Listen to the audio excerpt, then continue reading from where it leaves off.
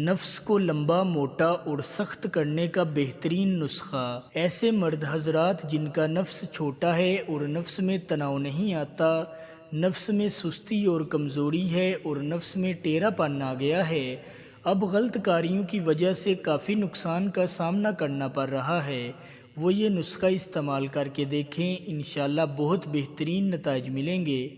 نسخے میں استعمال ہونے والی چیزیں نوٹ کریں۔ زیتون کا تیل 25 گرام، تلوں کا تیل 25 گرام اور عکر کرہا کی 2 چھوٹی ٹکڑیاں۔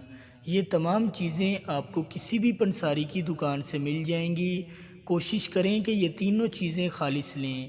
تیل بنانے کا طریقہ: سب سے پہلے آپ نے عکر کرہا کو اچھے سے پیس کر اس کا پاؤڈر بنا لینا ہے اور پھر ان دونوں تیلوں کو کسی برتن میں ڈال کر اچھی طرح مکس کر لینا ہے اور ان میں 3 سے 4 چٹکیاں عکر کرہا کا پاؤڈر ڈال دینا ہے اور پھر اس تیل کو چولہے پر رکھ کر ہلکی آنچ پر گرم کرنا ہے۔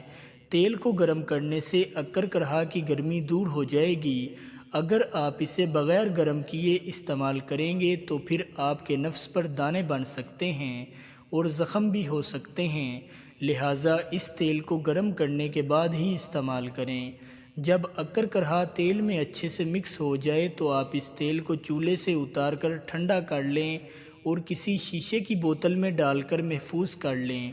پھر آپ رات کو سونے سے پہلے اس تیل کو نفس کی کیپ اور نیچے والا حصہ چھوڑ کر اوپر والے حصے اور سائیڈوں پر لگا کر ہلکے ہاتھ سے مالش کریں اور تیل کو نفس میں اچھے سے جذب کریں۔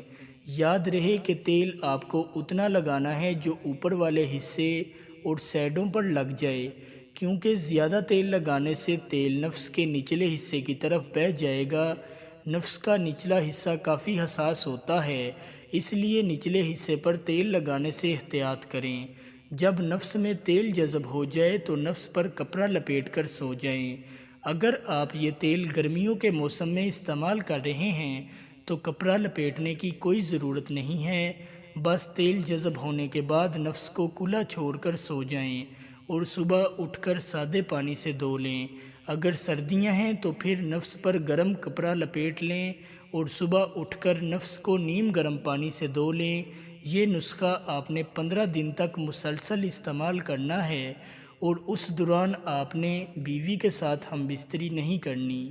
مزید ایسی معلوماتی دیسی علاج اور دیسی نسخوں والی ویڈیوز دیکھنے کے لیے ہمارے چینل کو لائک اور سبسکرائب کر دیں۔ شکریہ۔